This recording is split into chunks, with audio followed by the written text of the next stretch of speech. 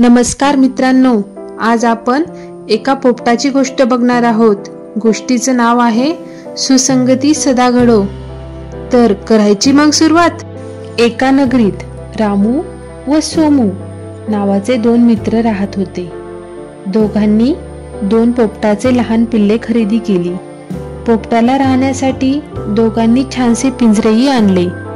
रामू हा पूजापाठ करणारा होता, तर सोमू हा मटका व जुगाराचा अड्डा चालवी।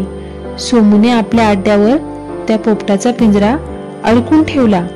रामूने आपल्या ओसरीत पोपटाचा पिंजरा अडकून ठेवला।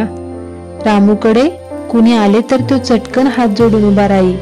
येणाऱ्या नवगताचं स्वागत तो नमस्कार या बसा असे म्हणून करी। तसेच सकाळ संध्याकाळ तो श्लोक म्हणत असे। ते पाहून व ऐकून त्याचा पोपटही अगदी त्याच्यासारखाच बोलू लागला। येणाऱ्याला नमस्कार या बसा म्हटल्यावर कौतुक वाटे। त्याच्या पोपटाचं गुणगान प्रत्येक जण करी। लोक त्याच्या मुखावाटे श्लोक ऐकून खुश होत। इकडे सोमूच्या अड्ड्यावर येणारी लोक एकमेकांना शिव्या देत, भांडण करीत। त्यामुळे त्याचा पोपटही ते शब्द ऐकून ऐकून तशा पद्धतीने शिव्या द्यायला लागला। एकदा राजाची स्वारी रामूच्या घराजवळ आली होती। ओसरीवरून पोपटाचा आवाज आला, नमस्कार या बसा। राजाने पाहिले, त्याला मोठे कौतुक वाटले। क्षणभर थांबून त्याने पोपटाकडून श्लोक ऐकले। रामूला विनंती करून राजाने पोपटाला सन्मानाने दरबारात आणले। त्याच्यासाठी सोन्याचा पिंजरा बनवला। रामूला हे दरबारात चांगली नोकरी दिली। काही दिवसांनी राजा पुन्हा नगरीला फेरफटका मारायला निघाला। सोमूच्याही घरासमोर त्याला पोपटाचा पिंजरा आढळला। राजा क्षणभर थांबून पोपटाकडे गेला।